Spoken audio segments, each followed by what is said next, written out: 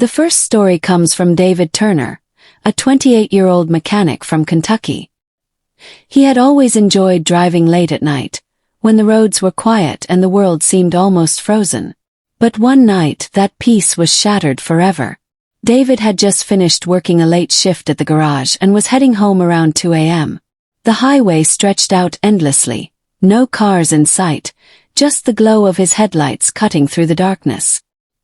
He remembered rolling down his window for fresh air, the night cool and silent except for the hum of his engine. A few miles down the road, he noticed a figure standing on the shoulder.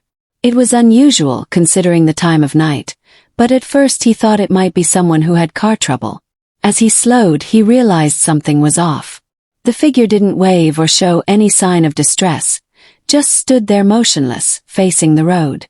When David passed, he glanced in his mirror, but the figure was gone. He told himself it was just exhaustion, that maybe he hadn't really seen anyone. But a few minutes later, when he crested a hill, his headlights caught the same figure standing on the roadside again. Same posture, same spot, but miles from where he had seen it last. This time David's chest tightened. He pressed on the gas, his heart pounding as the figure's pale face seemed to lock eyes with him for a split second. By the time he reached home, he was shaking.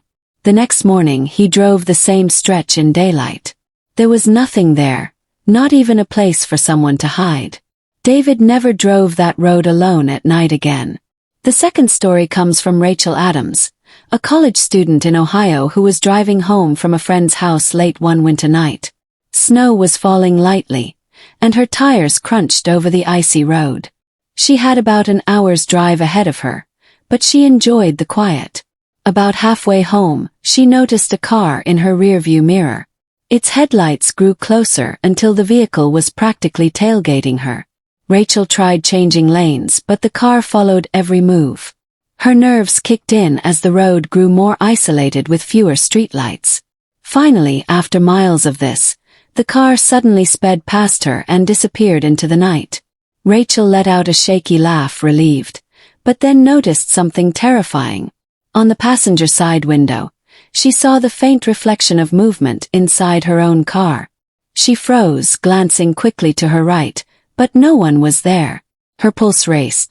She locked her doors and kept driving, but her mind kept replaying that strange reflection. Later, when she pulled into her driveway and got out, she saw footprints in the snow leading up to her car, but none leading away. Rachel called her brother immediately, and he searched the area with a flashlight, but found nothing. To this day, she refuses to drive alone at night in the winter. The third story comes from Michael Grant, a truck driver with years of experience on the road. He was driving through Arizona on a particularly desolate stretch of highway one summer night.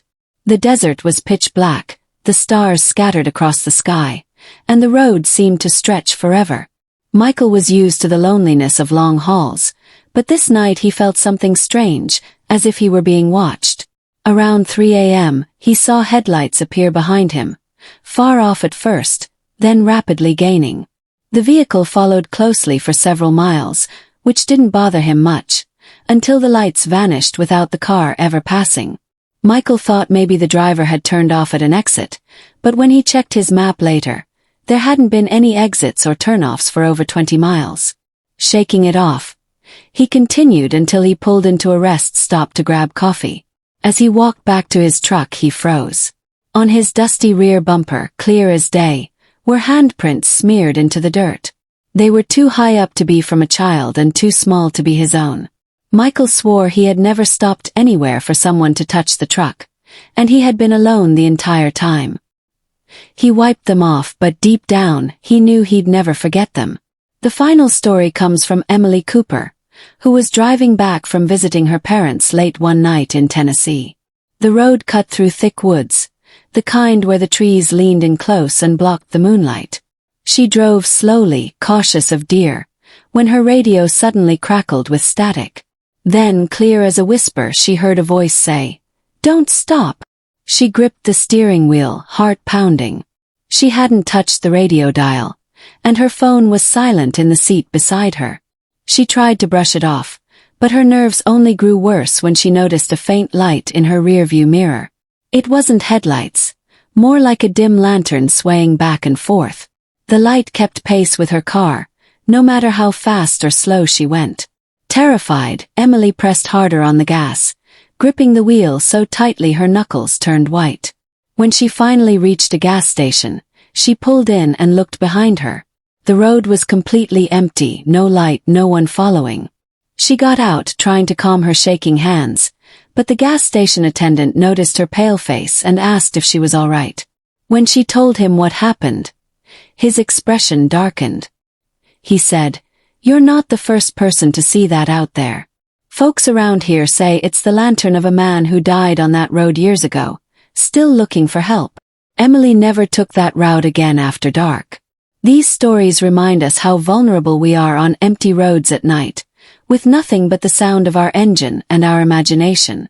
Whether it's strange figures appearing miles apart, a car that won't stop following, ghostly handprints, or a phantom lantern glowing in the distance, one thing is certain: night drives can hold more than just darkness. They can hold memories that haunt forever.